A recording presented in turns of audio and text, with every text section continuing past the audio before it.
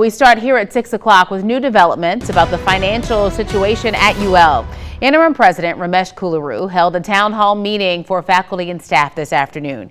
It comes in the wake of significant job and spending cuts to deal with a budget shortfall. And as News 15's Scott Brazda found out, that shortfall is now much bigger than originally thought. For UL, the 2025-26 fiscal year has been all about numbers. The biggest one, $50 million deficit. $25 million this year, $25 million in past expenses. Has any progress been made? At a Wednesday afternoon town hall meeting, Dr. Ramesh Kolluru, interim president, provided an update.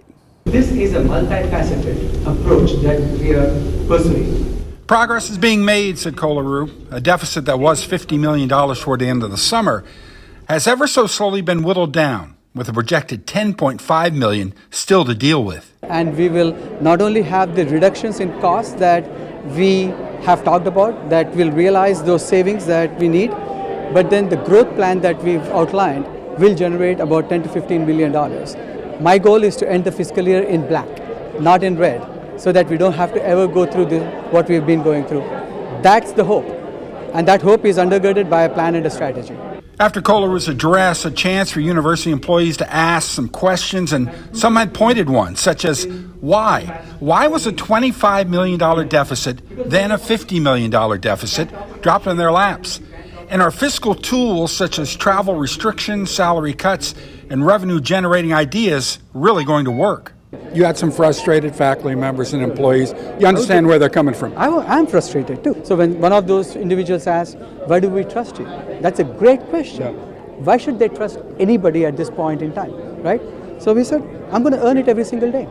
Not a fun yet necessary process. It is a necessary process. Certainly nothing fun about this, because every decision that we made, whether it was in the first round or the second round, or now what I have made in the past week and a half or two that impacted our senior leaders of the university, there's nothing fun about this. But it is necessary to do what we need to do. An ongoing theme, said Kolluru, was unity. How everyone plays and will play a role in closing the final gap.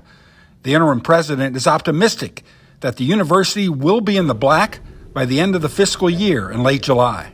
We have to share in the reward together. We have to share in the pain together. And that was the strategy. And I started with me. And then I said to my leadership team, let's do what we can. Now some good news. We needed some good news. UL football team recently qualified for a bowl game in Mobile, but could they afford to go in light of all this? Well, the answer is yes. Raging Cajuns, UL, getting $350,000 from the Sun Belt Conference for making it to a bowl game, and they're getting another $300,000 because conference member James Madison made it to the college football playoffs. So yes, UL can afford to go. At UL, with videographer Dave Pierce, Scott Brazda, News 15.